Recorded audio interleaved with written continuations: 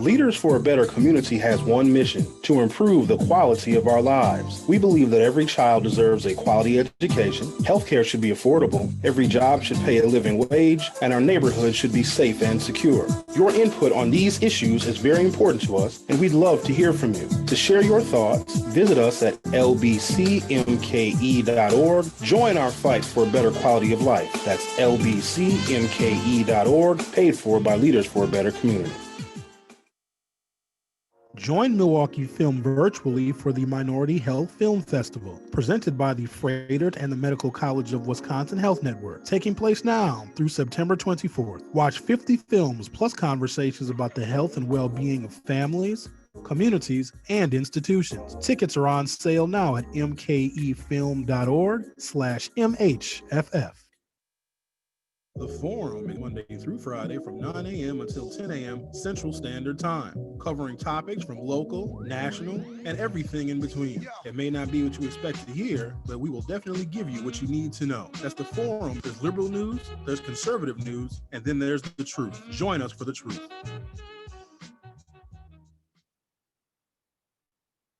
Because too often when we talk about race and racism, white Americans in particular are very quick, are we not, to tell people of color in particular who talk about the past and the weight of the past and the history of the past and the impact of the past. We are extraordinarily quick to look at them and say, why do you have to bring that up? That was a long time ago. Why can't we move on? Why can't we get over it? Now, this, I beg to remind you, is precious coming from white people. Because there is nobody on this earth that loves the past more than white Americans. We absolutely adore it. We worship it. That's why the Tea Party said they wanted their country back. Back is a directional reference, and it does not point to the future. Right? That's why some folks made pretty little hats that said, "Make America Great Again." Make America great again. See, that's coming from people who think the past was this wonderful, splendid place, ignoring how unsplendid it was for millions of their countrymen and countrywomen. So white folks love the past. We just like the pretty part for us. We just like the part that makes us feel special, the part that makes us feel better, the part that makes us feel like our nation is the greatest nation ever struck off from the forehead of God Almighty. We just don't want to be burdened with the less pretty parts. Good morning. Welcome to the program. Today is Thursday, September 17, 2020. You know, as I'm trying to sort through the world and more importantly, figure out what kind of new world we want to live in, because there's a lot of mess to clean up, and I'm being very diplomatic when I say that. Something has struck me because, you know, we have, at least, well, I do, a lot of time to think about how did we get to this point where a lot of the conversations that we have is on whether we trust being able to vote. I've never had to question that before. I've never heard unprecedented attacks on voting by mail. In fact, it's always been encouraged because it was another option for you to participate in an election when there are issues in front of us that we want to collectively solve. And so trying to figure out what the world is going to look like, and I really hate to say it, but, well, maybe I don't. There is a particular political party that has used just about all of its power and its might to put us in this position instead of using that power and that might to try and remedy some of these circumstances, the coronavirus notwithstanding. The attacks on people that are peacefully protesting, the attacks on voting rights, and I've got a story here that's just going to blow your mind, if it's even possible to blow minds anymore, that the Trump administration has noted with their Voting Rights Commission. There's a group of partisan folk who look at the threats to voting in minority communities specifically, and they're not going to release the findings. So we're going to get to that in a minute. But if you have a political party that has done really all it can to thwart investigations and not hold other Republicans accountable and not hold Donald Trump accountable, We have our senator here from Wisconsin, Ron Johnson, who independently is opening up his own investigation on Joe Biden. You want to talk about illegal? They're at a point now where they just flaunt the law, and these are Republican lawmakers. So they have no place in a redefined America. They don't. If we don't want to find ourselves back in this situation again. But also, how is it so easy? Doesn't it seem like this was easy for us to get in this situation? And the way I conceptualize it is that when I was growing up, I make it sound like I'm an old man. I mean, I'm not young, but the threats to the United States were always external. Now, there were always, let me take that back. There have always been internal threats, but there were ways in which we dealt with those. There was civil rights. There were the courts. There were different jurisdictional laws. There were state laws. There were local municipal ordinances. We had a series of tools. And here's the thing. I don't even have faith in those tools anymore because everybody just seems to be so compromised by misinformation and or partisanship. And it really takes a toll on those local issues that mean a lot to families and communities. So all of that stuff is under attack. But the real big threats were always something else or somewhere else. The big threat was, and this is for several generations of Americans, was Soviet communism, and it was the Cold War, and we don't want the spread of that kind of communism because ultimately it could mean impending doom on America's freedoms. Now, did we take our freedoms too far? Are we still colonizers in the 20th and 21st century? Yes, we were. But we felt this sense of national pride and righteousness because we offered, at least on paper, more freedoms than some of these other countries like communist China and the Soviet Union, et cetera. And so what united us was our collective understanding that other countries were the problem. Now we come to find out that we have been the problem the entire time. But what that kind of imperialism did, and it's wrapped up in indoctrinating people into loving America. It's why we said the Pledge of Allegiance every single Monday while we were in school. We hated other people, so we would be less focused on the divisions that exist here. Because yes, we have our divisions in this country, but we're fighting. We always say we're fighting for civil rights and things are getting better slowly but surely. And that pacified a lot of people for a long time. Because as time goes on, things do tend to get better over time on the domestic front. But if we all have our collective energy into focusing our time on somebody else, on another country and what they're doing and their violations of human rights, then that unites us. And it's the simple things. Once we politicize sports, because I think sports was the thing that kept Americans from going over the edge, because you can get a lot of politics and there's always been a lot of political division, but people have these rituals, don't they? Watching sports and whatever your favorite sport is, maybe it's baseball, basketball, football. That's how you got away. That's how you retreated into your neutral corner and you gave yourself a breather from the issues of the day. But then when that got politicized, now there was no longer an escape. I knew that we were in trouble when football got politicized, and my attitude and opinion on Colin Kaepernick has evolved over time because I knew that we were in trouble. I knew that once Donald Trump could get a hold of something that is ritualistic as football, then it was nothing but a downfall. And alas, here we are. Something else that we probably have overlooked, and you can overlook a lot of things, something like the Olympics. Now, you can't have an Olympics during a global pandemic, even though I think the Olympics, where are they going to be? Tokyo? I think Tokyo, right? 2021, they said they're going to have them. They're going to have the Olympics come hell or high water come 2021, even if they have to implement social distancing measures.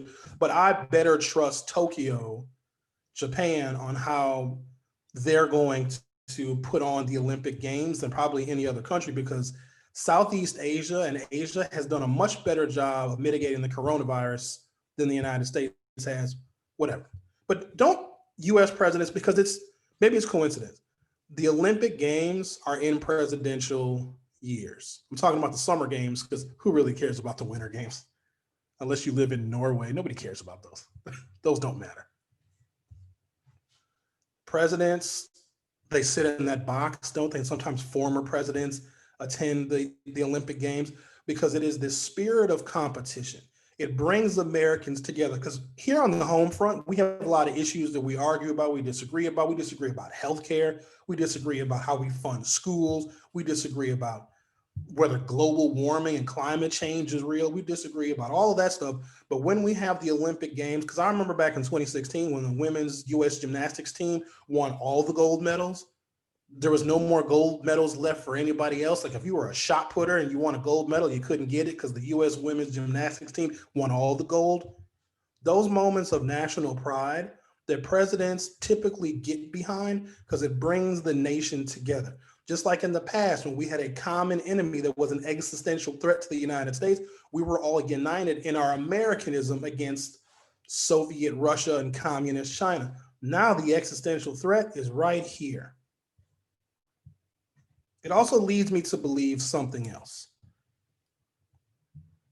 As we move further down the road of progress, and good morning, everybody. It's like we have some new folks joining us. I'm not sure where you're watching this. I still have yet to figure out how to properly share this video link. But if you go to youtube.com/theforum2com, no dot, theforum2com, there we go. I'll appear in front of your face. And I'll like and subscribe to the channel as well. We are the existential threat. It seems like our democracy was so pliable and malleable that it was very, very easy to just completely commandeer it. And a lot of that is fake news because a good democracy runs on proper information. It runs on fact, it runs on science. So we can use this thing called best practices. If it works, we do it. And so what we have seen in the longer view of history is as time goes on and things get better. I mean, just look at where we have come. Just as an arbitrary example, marijuana legalization. 10 years ago, you're going to prison in just about every state. 15 years ago, you're going to prison in just about every state in the country for marijuana possession.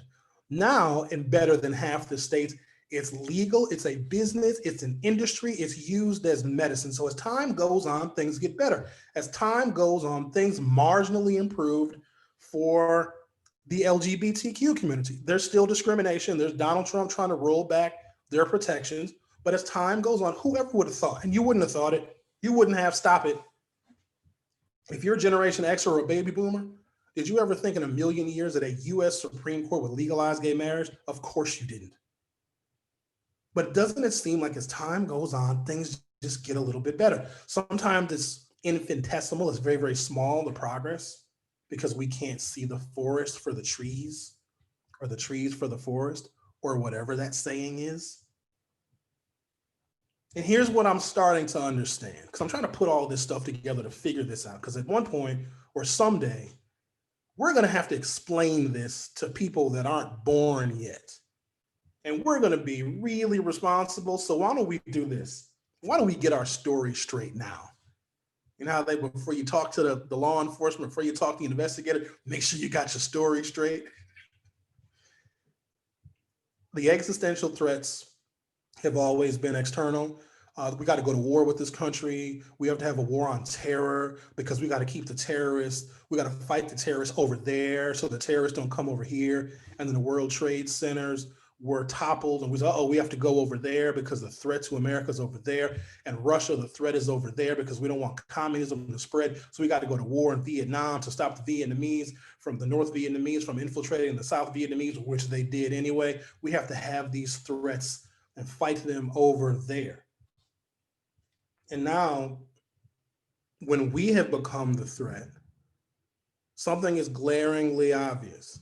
As America goes on its own trajectory during this experimental democracy, because we're a melting pot that welcomes immigrants, but only you fit into the definition of a proper immigrant. So if you come the old-fashioned way through Ellis Island and you're leaving a European nation, because here we have freedom of the press and freedom of religion, That's different. So technically, it is a melting pot that welcomes everybody. We have a Statue of Liberty that was given to us by the French in like 1880. The French probably should take their Statue of Liberty back, and New York should gladly give it to them because there's no liberty here. But as time goes on, and those of us who are dedicating our entire lives and our careers to making it better, so that people have less to fear and less to worry about, so you can realize your full potential and do whatever you want and be whatever you want. Don't hurt anybody in the process, but everybody has a special gift. And the whole point of this experimental democracy is, can we get people to realize their potential and then have the resources so they can develop what it is that they're good at? Find what you love, do what you love, study what you love, be what you love. Let what you love be your art, be your hobby, be your career, and be your destiny. That's it. But when America goes down that path, and this is me being extremely optimistic, so you better write it down because it's not always going to be this good. But the more inclusive we have become of different groups and different cultures in this country, the more America is broken. We're at a point now where African American progress, this is in the wake of Barack Obama. Let's not forget the importance of the election of Barack Obama to 2 terms, and how some people in this country really believe that if African Americans got some justice, some fairness, some equality, and can just do the kinds of stuff that everybody else can do and not get murdered for it, then the country is broken. We want to take our country back. We want to have white nationalist rallies chanting blood and soil, taking us back to the 1930s in Germany. When America becomes, and when it realizes its full potential, which is everyone working together, but at the same time being able to realize their own talents and their own skills and being able to develop who they are as people, stronger families, stronger communities, all of that, that's when the country is broken, because it was never supposed to be that way.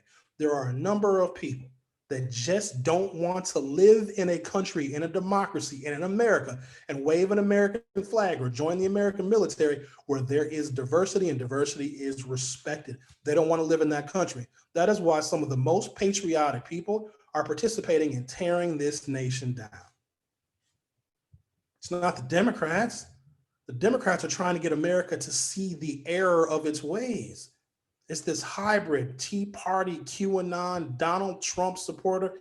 It's them. They're saying if we're going to have immigrants coming to this country from south of the border, if we're going to have blacks voting and voter fraud and voting by mail, then the country no longer exists. So what we're going to do is we're going to go back as far as we can. We're going to go to the Second Amendment, and we are going to petition our government with guns like it was 1778.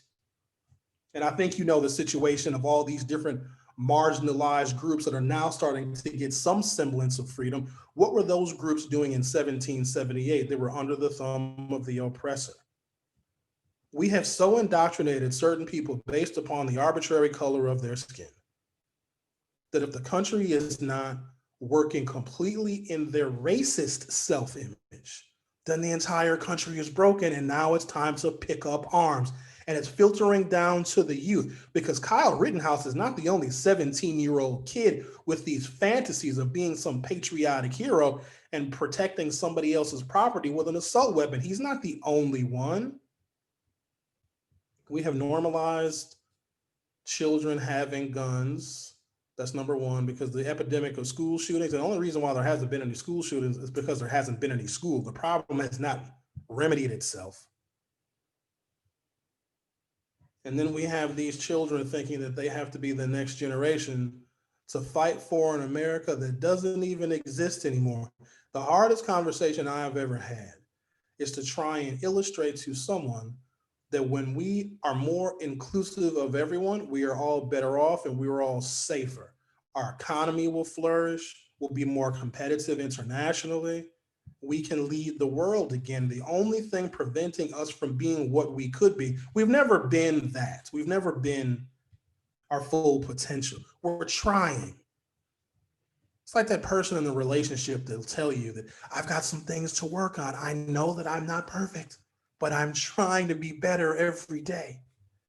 America keeps saying that. And I care so much, and I'm sure you guys do too, because I'm not leaving. I'm not going anywhere. Where am I going? Didn't I say I was going to Canada when somebody won some election or lost some election? I'm gonna go. I'm not going to Canada. Well, plus now we can't. Can't just go to. You can't go anywhere. If you're an American, you can't travel to certain states in this country because of the coronavirus. So no, you're not going to another country. Neither am I. I don't want to say that we're stuck. A little bit. We're stuck in a bad situation right now. A couple other things. I have, as you can imagine, taken a bunch of different positions on a lot of different issues because I believe they're all worthy of discussion. But ultimately, where my heart and where my loyalties lie is trying to get people to understand, even Black people, to normalize Black culture in an America that was founded by white men that didn't even let their wives vote, were those wives of the founding fathers were essentially indentured servants and were property. To try and normalize diversity in a nation that never really wanted it. It was more of an afterthought. There was some evidence of a number of founding fathers that upon their death freed their slaves. Not while they were alive, they weren't going to free them, but they were not passing their property ownership of people onto their kin upon their death because they knew, they didn't know when, but they knew this system was not going to stand forever because it can't, because they knew they came here, murdered and maimed and stole. We can have a bunch of conversations about that because they themselves felt oppressed. And so they knew that the system of enslavement, which they seemed to be powerless to overturn at the time, because it was the economy that laid the bedrock for what America was going to be. None of this exists without the institution of slavery. If we can just get Americans to agree on that, none of this exists. None of this history, none of our economic power, none of our nuclear power, none of our military power, none of our billion-dollar and trillion-dollar businesses that can call America home, none of that exists if it were not for Black people. It wasn't you working hard. There was a foundation that was here long before any of us.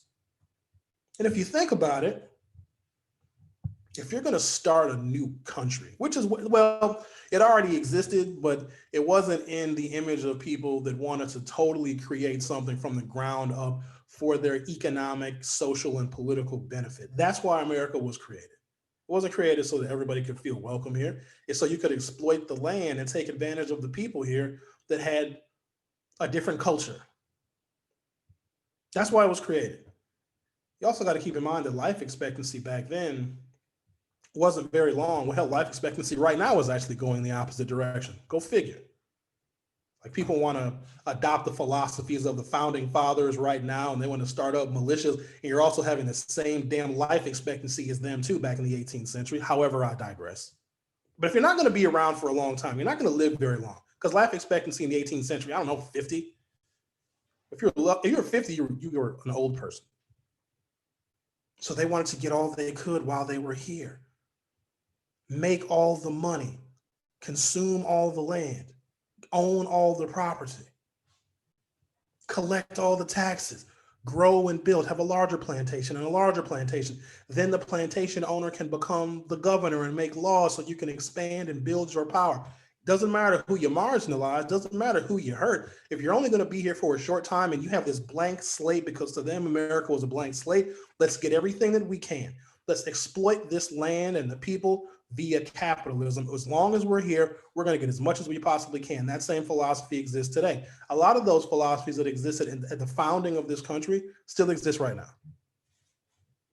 But we're grappling with inclusion because the slaves were never supposed to be free, even though the Constitution allows a level of flexibility for it to change. It's not an easy process, but it can change with the times. It's not permanently sealed. It's not just the Bill of Rights. It's not just 10 amendments. In fact, we've added 17 amendments after that, 3 of which are dedicated to just trying to recognize and understand the humanity of Black people. Good morning, Vanessa G. Sandy J. Good morning to you. Curtis Cook, there he is. Good morning, Curtis. Tammy Reed, good morning. Tammy Denise Jones says, good morning, people. Tutu Reeves says, good morning as well. And so there's this other thing that we have, the misinformation, and the misinformation is about, whether it's about the coronavirus, how it spread, how bad it is. And please stop putting these posts on social media. Do you know anybody that's gotten sick with the coronavirus? Don't do that. Please don't do that. Because you don't know anyone that hasn't died from the coronavirus, I want you to do one thing and one thing only. Consider yourself lucky. But don't use that as some kind of excuse to further what I think is just a complete QAnon conspiracy theory that the coronavirus either doesn't exist or it's not that bad. I can say, I don't know anyone who has died from leukemia. Leukemia doesn't exist. It's a hoax. Nobody needs chemotherapy. Nobody needs a bone marrow transplant. Stop it. It's a government conspiracy. The misinformation is not about the pandemic. And I will say this, and there's the faults of the Trump administration, which has just creeped into every aspect and every facet of American life. There's that. But it is the exacerbation of falsehoods, lies, and misinformation that has continued to keep Americans sick, because they got us to question everything: science, fact, data. Whoever Donald Trump has as his expert on the coronavirus, you can't trust any of these people, because they have to temper and meter what they say, because if they say something that is too accurate and too factually spot on, Donald Trump will discredit them. And he did that yesterday. I don't know what the guy's name is. He's got one of those Surgeon General beards. You know how the Surgeon Generals have those, the Surgeon General beard, whatever that guy's name is. And he was lowering expectations for a coronavirus vaccine. And Donald Trump said, oh, he must have been confused. And this is Donald Trump's expert on the pandemic. And Donald Trump got in front of a microphone and a podium and discredited his own appointed person. It's too much. But part of the reason why it is spread is because we don't trust anything. It's not just the coronavirus. It's not just health. We've had an issue with when it comes to healthcare in this country. I don't know what it is about Americans and healthcare. Even though we all need it, everybody's going to go to the doctor. Everybody's probably been to the hospital. Either you've been yourself or you visited someone there. Like, everyone has an experience with healthcare. It's one of the few things that every American is going to have some interaction with. A lot of us were born in hospitals. So our first entrance into the world was an entrance into the healthcare system. We all get sick. And I'm like, get real envious of the people that never get sick. I don't like those people. I think they're aliens. But because we all have this, one of the few things that we all have in common, because it's not language, it's not, food, it's not lifestyle, it's not income, it's not level of education, it's healthcare. And this is just one example. We can't agree that Americans need healthcare, even though Americans need it and have used it, and most of us were born into the healthcare system. So there's that. I think it'd be easy enough.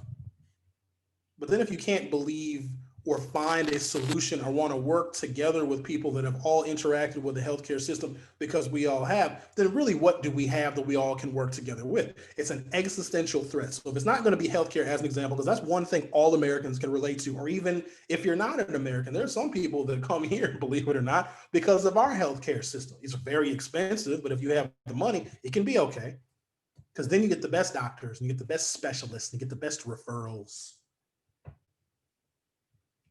And now it's voting. I'm gonna be honest with you guys. I don't know how we're supposed to vote. I don't know. You're gonna start receiving your ballots, some of you as early as next week. Some of you are gonna wait until the very last minute, because Americans, to turn it in. It's not about when your ballot is sent. It is about when it's received.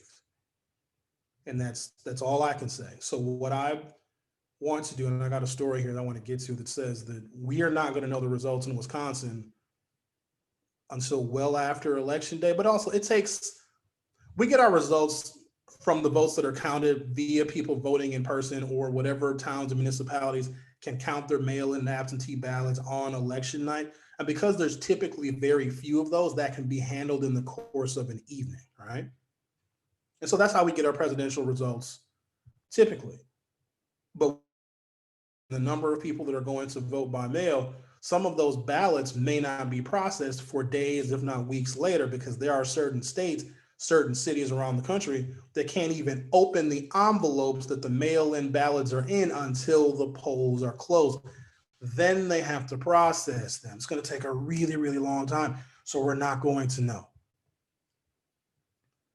I personally plan to vote in a way, and I would like to have voted before election day. I'm saying that I'm going to be the first person at the early vote location at Midtown in Milwaukee, but who knows? Whatever you can do to make sure that your vote is already at the polling location, so it doesn't have to have another unnecessary and arbitrary step to get from your hand and your pen that you're using to fill it out to another agency that's controlled by the Trump administration, which is the post office, to its ultimate location to then your ballot being processed. Eliminate as many steps as you possibly can. And I say that because we want to have as many results election night as possible. So if 90% of Wisconsinites vote either early absentee or vote in person, and there's only, let's say 10%, which is going to be way higher than that, but let's just say there's only 10% mail-in votes, right? If Joe Biden has won 63% of all of the in-person votes, then the mail-in votes, while they're still important because those are people's voices in our democracy, it won't sway the election. If 90% of the people are voting in the traditional means, meaning that one person, one vote, one ballot in the voting machine, and it's counted that evening, 90% of the people doing that, and only 10% are voting by mail or some other means. And if Joe Biden and Kamala Harris can get an overwhelming amount of the in-person votes, then the number of outstanding mail-in votes won't sway the election. That's what I'm hoping for, but who knows? What do we got here? From the Journal Sentinel out of Madison, Wisconsin likely won't have the results in the presidential election until or well after election night, and municipal clerks say that's largely because state lawmakers won't let them get a head start on counting an expected flood of absentee ballots. Clerks from both parties for years have pushed a change in state law that would allow them to start counting at least some absentee ballots before election day. They see the issue especially pressing now that voters are turning to absentee voting in unprecedented numbers because of the coronavirus pandemic. And where this is going to be a bigger problem, because Milwaukee has a lot of resources. We have enough resources when we're firing on all cylinders to open up all 180 of our polling locations, to have huge venues like the Fiserv Forum, which is empty, and Miller Park, also empty, to use those venues to allow people more geography to go and vote, to make it as convenient as possible. But if you go into some of these smaller little towns, the smaller the town is, the bigger the Trump sign. They've got a real small town, they got to make sure their Trump sign is big. It's like they're trying to overcompensate. If you're small, you want to have something like the guys that drive those big, tall, lifted trucks. Oh, we know why you drive those. Smaller towns don't have the resources to deal with and to process mail-in votes. And I don't want to paint with a broad brush, but the smaller the town, especially in rural Wisconsin or rural Iowa or rural Minnesota or rural Michigan, those are going to be conservative folk. Chances are they're going to vote for, if not Donald Trump, they're going to vote for other Republicans on the ticket. But here's the other connection that we need to make. Any Republican right now has got to be connected to Donald Trump. Don't separate. I know some of you may like such and such Republican. Oh, they're a nice guy. No. Republicans have to be punished for what they have done to this country because they have essentially sat by idle. You don't even hear about not like anti-Trump Republicans. They really don't exist. And if they do exist and they're too quiet to say anything, what do you want us to do? It's kind of like, well, Sherwin, there's a lot of good cops out there, but if we don't know who they are and they're too afraid to identify themselves, we just don't know. I'm sure there are a lot of good Republicans out there somewhere, but if they're quiet, that means they're complicit. So if you may not, some of you Republicans out there, you may not vote for Donald Trump because you think you're doing your country a favor by not voting for him, but you're voting for Republicans down the ballot. Not only are you voting for Donald Trump, you're voting for Donald Trump several times over.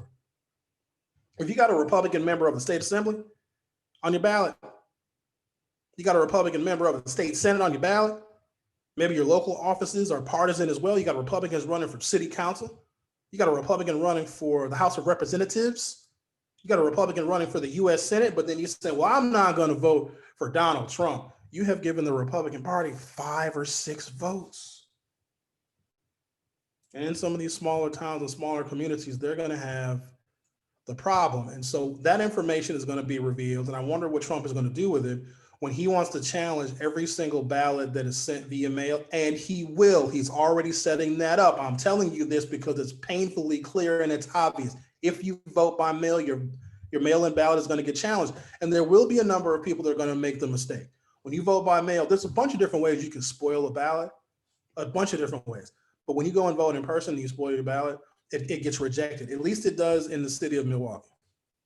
If you fill out something wrong, or if it's a partisan primary and you accidentally vote for the wrong party, because the way our ballots are set up here, really confusing on purpose.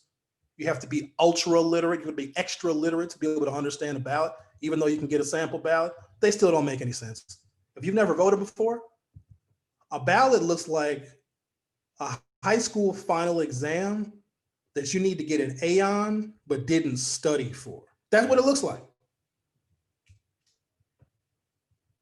What is Trump going to do when he is told that smaller counties and municipalities in rural America that didn't have the labor to process their number of mail-in ballots, and that is where his core support is going to be?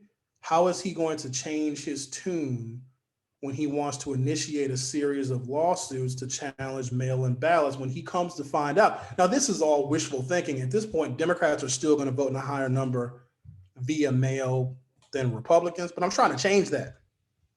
Help me out with that, guys. Trump says, no, we're going to challenge all these mail-in ballots, and then somebody's going to whisper in his ear, Trump, these are your supporters in smaller towns where the clerks could not process these ballots. What's going to happen? To not leave anything to chance or lead anything to what the ultimate goal is, Trump wants his election to go to the US Supreme Court. Can somebody check on Ruth Bader Ginsburg? Because I get real nervous. You ever just go through your social media feed and you see her name atop one of the stories and it's just like, oh, is she gone? He wants, because if I'm him, which I'm not, he wants this to go to the courts because there is precedent set where the US Supreme Court, in rare and extenuating circumstances, can call the presidential election. I have come to find out why so many conservatives and evangelicals, they're the most puzzling bunch. They're their own subculture, the evangelicals. That me as a Black man, I am born immoral and my life is full of vices because of the color of my skin and blah, blah, blah. And they look at the moral shortcomings of America. And there's some, and these are offshoot sections of the evangelicals. They're the Westboro Baptist Church. I think they're out of Kentucky. Not shocked. They would protest. Talk about crazy. And I don't like to use the word crazy. Westboro Baptist Church, crazy. Verge of a terrorist organization, like the precursor to QAnon. Here's what they would do. You guys know about the Westboro Baptist Church? Well, I'm sure you do now if you don't, because the internet is right here at your fingertips. They would protest military funerals. So while we were burying our casualties from the war on terror, as an example, and they would bring the body of that soldier back home for their military funeral, the Westboro Baptist Church would protest the funerals because they believe that God is angry because we have legalized gay marriage. And so they celebrate dead American soldiers because they're on the side of God who is angry. And apparently, when God is angry, he kills just soldiers, if God is even a he. If God is actually like that, then that probably is a he God.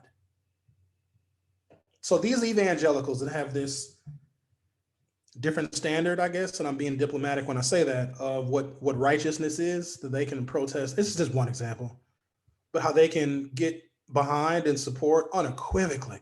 I don't know if there's been an American president who has had this many moral shortcomings whose support is strongest with the most Bible thumping members of this country. And he has got moral shortcomings that I didn't even know existed.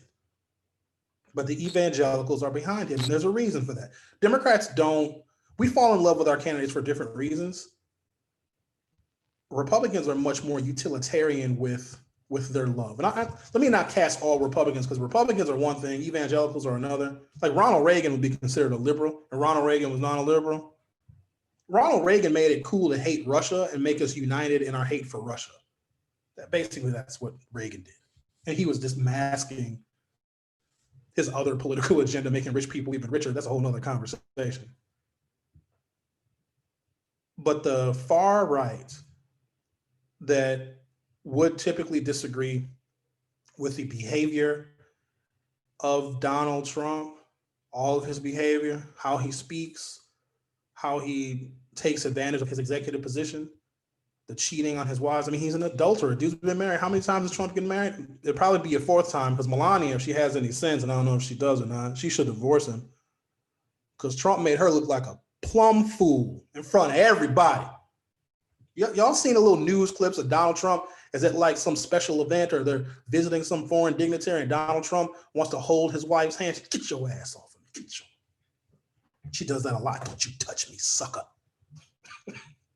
Donald, don't you touch me.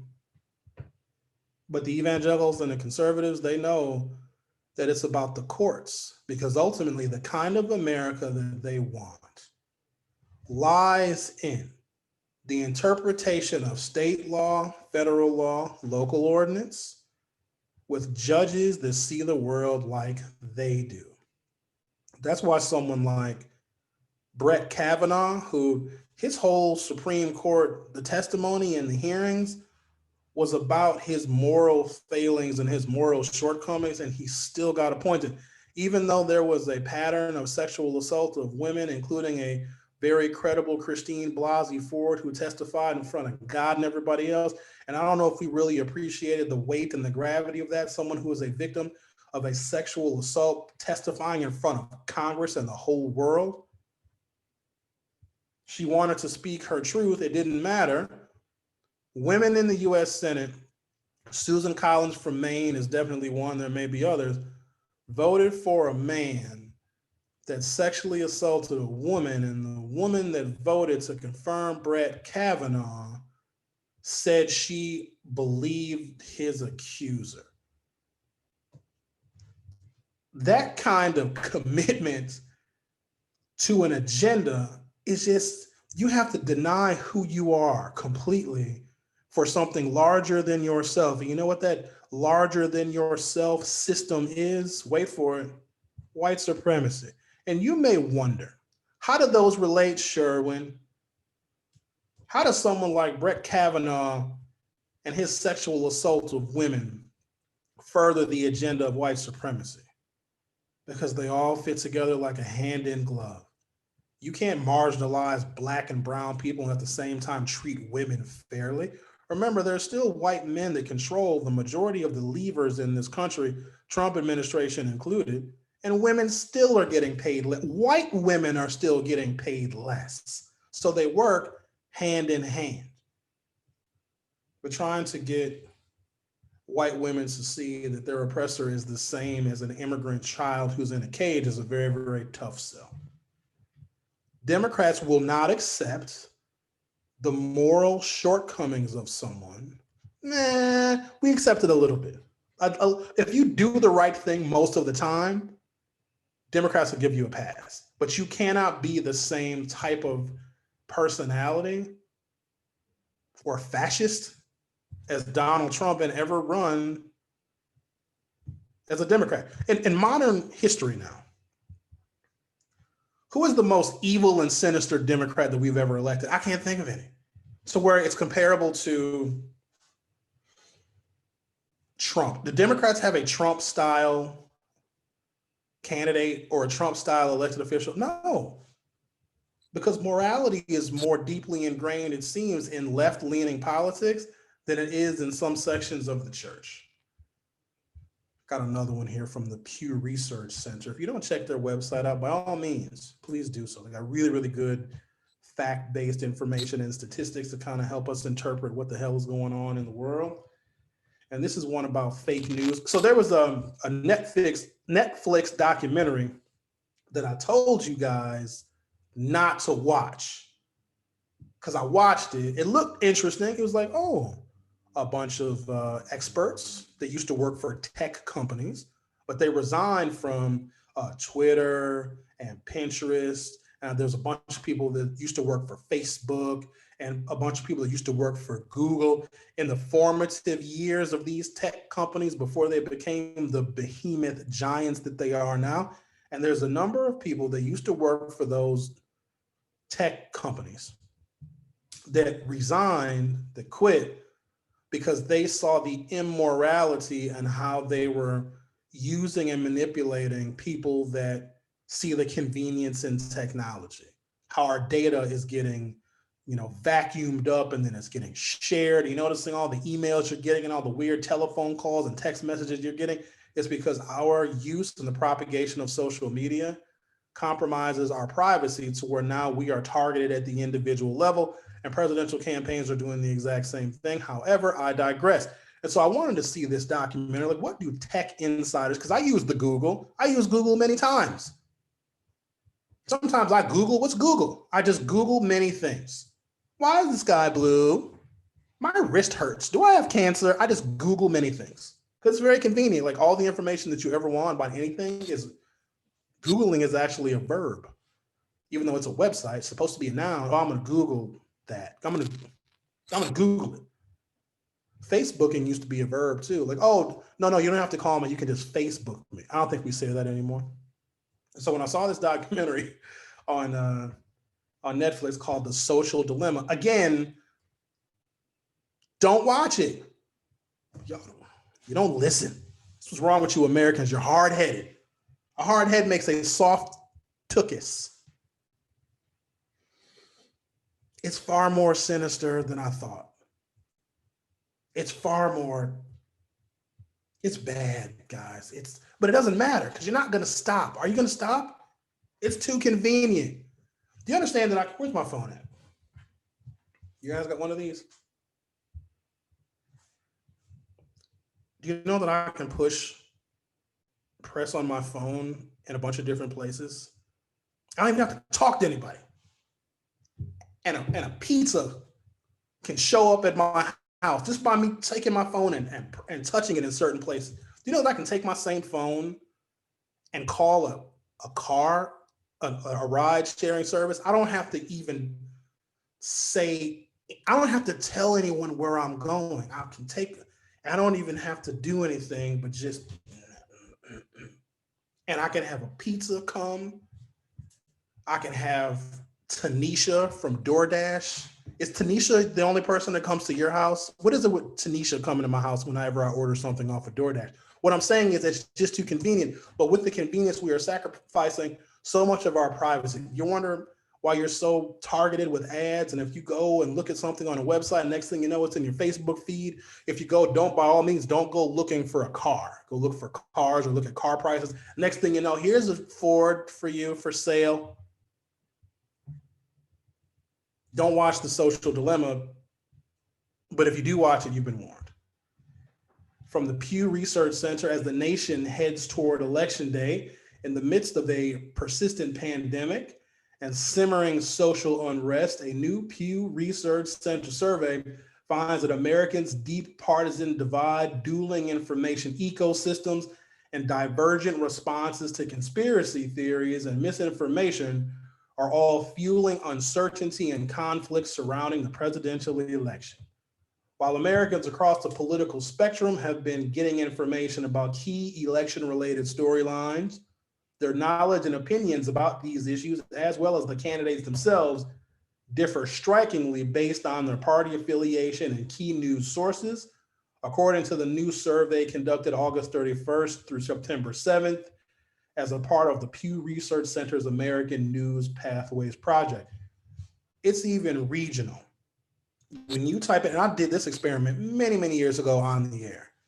If you take a search phrase and type it into Google, anything, the example they used in The Social Dilemma is climate change is, and that's all you type. Climate change is, and you hit enter. Depending upon where you live and whatever information has been collected on you based on your other clicks and the websites you go to, and probably your text messages and probably your phone calls, because the cell phone providers are complicit in this too. Every now and again, the FBI will go to Apple, will go to Verizon, will go to somebody else, and will want cell phone data because they're trying to get as much information on us as possible. And there's no secret about that. But depending upon where you live,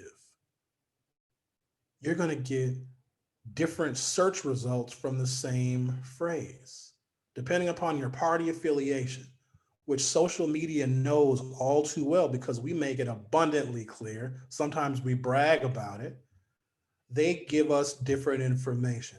That in and of itself, that particular type of artificial intelligence is the most dangerous threat to our democracy, because only when you have differing information about topics that could spell the end of humanity can someone like Donald Trump arise. If we all knew the same facts and were dedicated to the preservation of freedom and justice and equality, someone like Donald Trump wouldn't even get a look, wouldn't even be a consideration. He would be a joke. And here's what makes it so bad, because the joke is on us. Donald Trump started as a joke. He never wanted to be president. I hope you guys know that. He never wanted it. Every inside source, whether you consider them credible or not, have all said the exact same thing. Donald Trump didn't expect to win. It was a marketing ploy. He's a grifter. He's a con man. He likes attention. He lives in the tabloids. Some of the things that he does is just to get media attention. This is before he decided to run for political office. And over the years, hasn't he flirted with the idea? Oh, I think I might run as an independent. Oh, I think I might run as a something. He's always flirted with it, because when you run out of gimmicks and tricks to get the cameras on you, when you can't get any more divorces, when the scandals just become background noise and nobody is paying attention to you, there's still this untapped realm of attention that's becoming a candidate. He's a circus clown. And he basically belittled his Republican challengers, colleagues, I don't know what you call them, 16, 17 Republicans vying for the nomination. Donald Trump was the least likely one. And he didn't run a campaign in any sort of presidential manner. It wasn't dignified. It wasn't respectful. None of that. In fact, he was the total opposite. And because you can manipulate Americans' understanding of politics and politicians, someone like Donald Trump automatically becomes an outsider. Oh, he's a businessman. He brings a new perspective. He did bring a new perspective. He brought the perspective of someone that wanted to get as much attention as he possibly could so he could start a television network to compete with Fox. He doesn't want anything to be bigger than him. He doesn't want anything to be better than him. That's why he has this fetish fixation. I think he actually has a crush on Barack Obama. I think when it comes down to it, if you get somebody to get in a room with Donald Trump, hopefully it's not a woman, because we know what's going to happen then. If you got Trump in a room and got him feeling real comfortable, like he was comfortable with Bob Woodward, when Bob Woodward just exposed him, pulled his pants totally down, figuratively, not literally. I bet Donald Trump would let Obama hit it. I think he would. He just is so obsessed with him. How people fawn over Barack Obama and they love him. No, he's from Kenya. No, he's not a citizen. Barack Obama ruined the economy. Barack Obama didn't do any of that. We have elected someone that wanted to be the pinnacle of sensationalism, of attention. No matter how bad it was for the country, no matter how bad it was for our investigators and the federal government, no matter how bad it was for our reputation in the world, our credibility in the world, it didn't matter. He sacrificed each and every single person in this country. And what makes it so bad, he could win the presidential election. But it's the manipulation of information. If you can tell people in the suburbs that, you know what, the reason why your life has not worked out the way it has, and the reason why you can't get a job, is because of Black Lives Matter. And the Blacks are getting a lot more than they deserve, and they're very lazy. These narratives actually exist in this country, so much so that people believe that our democracy is completely broken when African Americans become successful, let alone become president of the United States. And he took advantage of that. And here's what makes it so bad. We know better. We've seen people like him throughout the course of history, and America was usually the nation to stop Donald Trump-like figures, because if they're not stopped, they all do the exact same thing.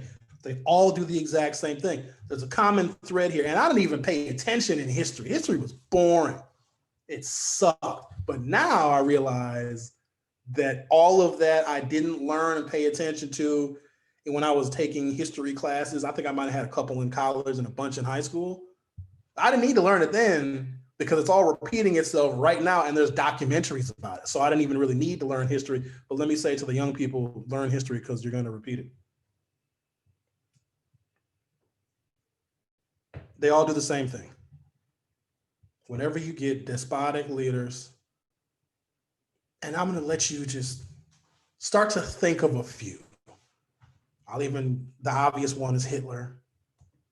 Then you got Slobodan Milosevic. Remember him from the 90s when Bill Clinton went and bombed whatever the country was called then, Yugoslavia, Czechoslovakia, Croatia, Slovenia. They have a lot of different names for those Eastern European countries because after communism left, they didn't really know what to call themselves. They were going to be democratic, but they still had these communist regimes. They didn't really know, so they have a bunch of different names, whatever.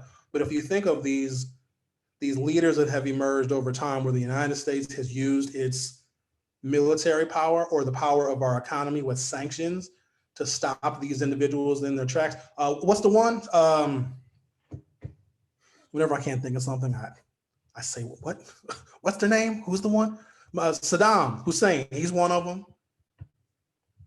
I don't want to say Gaddafi because there's strong opinions about Gaddafi. But there's a number of these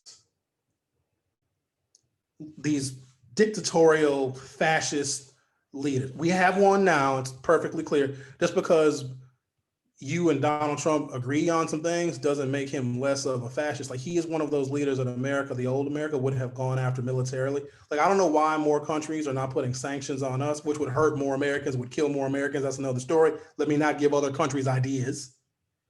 But they all do the same thing. And this is what I'm most worried about if Donald Trump gets a second term. The thing that they do is genocide. I do not yet want to make the connection between the coronavirus and genocide, but these are things that have happened during Donald Trump's first term, and there's no telling how bad it can get if he gets reelected. Thanks, guys, for listening to me talk about things. Oh, I'm excited tomorrow. We can get some common sense tomorrow, because I don't know if I ever make any common sense. My good friend, former gubernatorial candidate Mahlon Mitchell, president of the Professional Firefighters of Wisconsin and DNC delegate, is going to join us tomorrow during the broadcast. And I probably will ask him if he's going to run for another political office, because he actually performed well in his gubernatorial run, that very crowded primary. In fact, had there not been so many people running in that crowded primary in 2018, our gubernatorial primary, I think that Mahlon Mitchell would have been elected governor. Anyways, we'll talk to him tomorrow. You guys have yourselves a good and productive Thursday. And don't forget, you can still get tickets and passes to the Milwaukee Minority Health Film Festival if you go to mkefilm.org/MHFF. There's all sorts of wonderful events that are going on that really delve deep into the issues that affect and impact communities of color. You guys have yourselves a great day, and I'll see you tomorrow.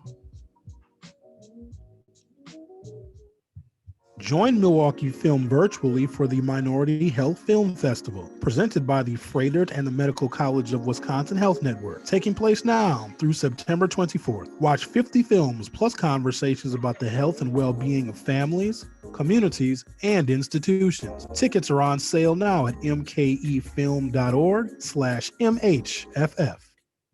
Leaders for a Better Community has one mission: to improve the quality of our lives. We believe that every child deserves a quality education, healthcare should be affordable, every job should pay a living wage, and our neighborhood should be safe and secure. Your input on these issues is very important to us, and we'd love to hear from you. To share your thoughts, visit us at lbcmke.org.